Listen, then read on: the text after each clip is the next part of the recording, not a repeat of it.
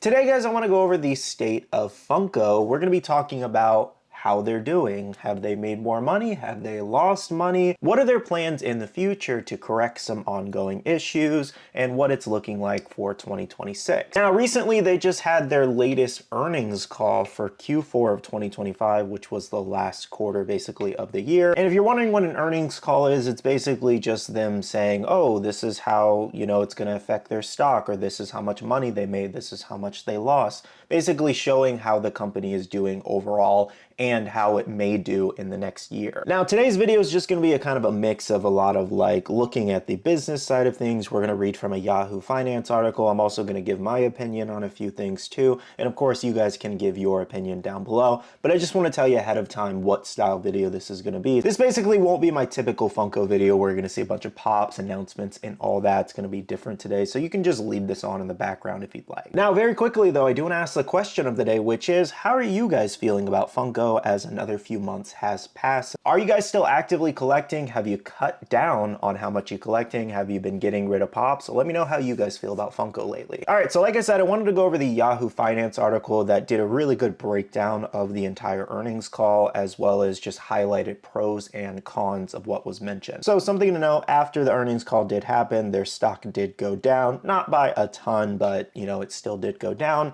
So net sales were $273 million for Q4, up 9% from the previous quarter. Now, a lot of this was actually contributed by Stranger Things, Biddy Pops, as well as K-Pop Demon Hunter sales. So just in those few months, those specific licenses propped up Funko a lot. Now, while that all sounds good and dandy, the only thing that worries me there is that, Stranger Things was boosted a lot by Netflix and the fact that it was the final season and they were putting out so much merch. And then K-Pop Demon Hunter was just this phenomenon throughout the year that even Sony themselves wasn't expecting to be this crazy big, and it turned out to be a big winner for so many companies out there. But my problem with the situation is, had K-Pop Demon Hunters not been a success, or had Stranger Things not ended, would they have been doing as well, or would they have reported more of a loss, But there's also looking at the way of not focusing on what could have happened, because, what did happen was that they are up in sales because of those specific licenses. It just worries me a little bit that,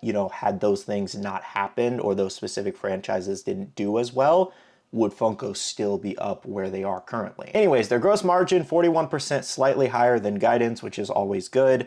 Expenses, $91 million, down 12% from Q4 of last year, which is good too. Basically, to sum up this little section, they're doing slightly better than they were before, but not by a crazy amount. Now into some positive points that they did actually mention. Funko reported better than expected net sales and profitability at the higher end for Q4 2025. Again, mostly from K-Pop Demon Hunter, Biddy Pops, and Stranger Things, as they mentioned. The company launched successful new products like Biddy Pop and Pop Yourself, contributing to strong sales in Q4. Next year, Funko won the Viral Hit of the Year award from Toy Buck, highlighting its strong market presence. The company has renewed key licensing agreements, which are expected to improve gross margins in 2026. So those renewed licensing agreements we talked about in a previous video, they were like with Disney, Warner Brothers, huge company like that for, toy lines this year, like Supergirl, Clayface from DC. We're also going to see Avengers Doomsday and a bunch of things that they mentioned over at Toy Fair. Toy Story 5 was a good one too.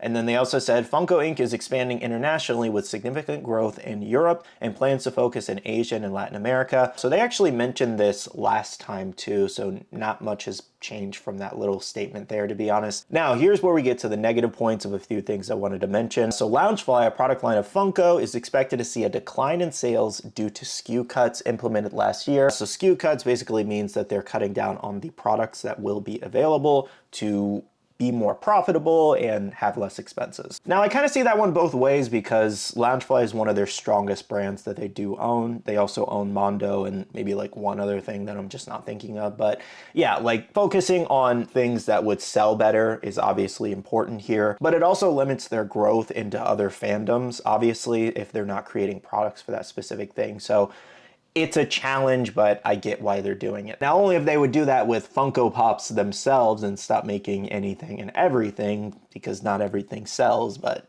it is what it is. At least they're starting somewhere finally. Moving on, the company faces potential tariff impacts with tariffs and duties totaling close to $40 million in 2025. So yeah, I guess if more tariffs are enacted or if they get raised again, we could see another price increase. I remember them stating that, you know, another one wasn't off the table, if I'm remembering correctly, or if that was maybe, was that back in 2024? Either way, they usually leave it open-ended to where if they need to raise prices again, they will. Now, as to how people are going to respond to that, only time will tell. A lot of people didn't respond well to the last two price increases due to just a lot of products not looking good mold-wise and, you know, all that, and just the selection of products too. So it's like, I think people would be willing to pay more if the products were continuously getting better, the molds were getting better, and, you know, better designs. But at the same time, you got to consider that one of Funko's biggest selling factor was that they were cheap.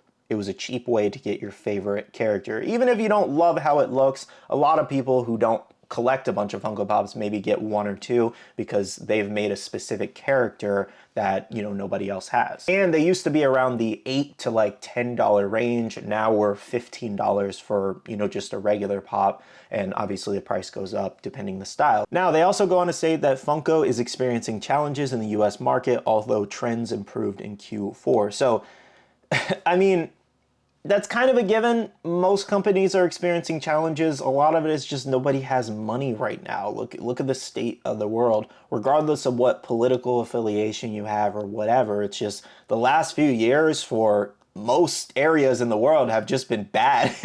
You know, it's just nobody has any money to just spend on, you know, pops all the time. A lot of people are picking between paying specific bills, having food on the table, and all that. So like collectibles and a lot of other things are not priorities to specific people. So here's a pretty big one that is definitely a concern for Funko and a lot of other companies in 2026. The company is dealing with uncertainties in oil prices and shipping costs, which could affect margins. Now, obviously, if you turn on the news or, you know, whatever outlet you get your, you know, information from for, you know, worldwide news, a lot of stuff going on with many countries out there. I won't go too hard into it because I'm not trying to make this video overly political or anything like that. Yeah, oil obviously is a big thing right now, and that's used for a lot of things in our day-to-day life, so that could cost a lot of extra money for companies like Funko, which again could lead to a possible increase later on in the year of, you know, their product line. So we'll see, you know, obviously if tensions kind of, you know, get less tense as the days, weeks, and months go on, you know, we'll see where that kind of lands. But yeah, world events definitely affect Funko as a company, so that's why I kind of like when people are like, oh, Funko's dying, or, you know, I get one of those comments every single day. It's like, yes, they made a lot of poor choices as a company, obviously, but world events aren't exactly in their favor right now. So even if they wanted to make a lot of changes, even if they wanted to cut down on specific products or, you know, stop making a million of the same character molds and all that, you know, if things are getting more expensive and they have to raise prices and that's discouraging customers and they move on to a different product. Or again, like I mentioned with Loungefly, where they're not making specific products of new fandoms that people want products for, those customers and consumers and fans are going to look elsewhere. So Funko will miss out on all that profit, essentially. Now, another concerning thing was, despite growth initiatives, Funko expects only modest net sales growth of a flat up to 3% for 2026, which obviously isn't a lot. And this is the most important thing, despite growth initiatives. That means everything they're doing right now, all of the strategies they have, are only attributing to a 3% possible growth. Again, that could be less, it could be a little bit more, but right now they're saying 3%, which is just not enough. Now, I wanted to go to another article really quick from the Toy Book here, just because the Yahoo Finance covered a lot of the other stuff, but this covered some other things I want to talk about too. So Funko closed 2025 on a stronger note, posting a narrower fourth quarter loss while reducing inventory and paying down $16 million in debt, which was actually pretty good. That was more than I thought they were going to be able to pay off, given they just didn't really have high earnings. So that just shows that they did have a really good quarter to where they were able to pay $16 million down, which is a good chunk, obviously. Now, granted, they still owe around $240+ million, but 16 million at a time as a start at least. They also stated that they wouldn't have to take out any further credit, that they were able to operate on what they currently have, like in hand cash flow, which was pretty nice. But of course, we will see how the year goes on. However, another quick paragraph I wanted to go over was this one here.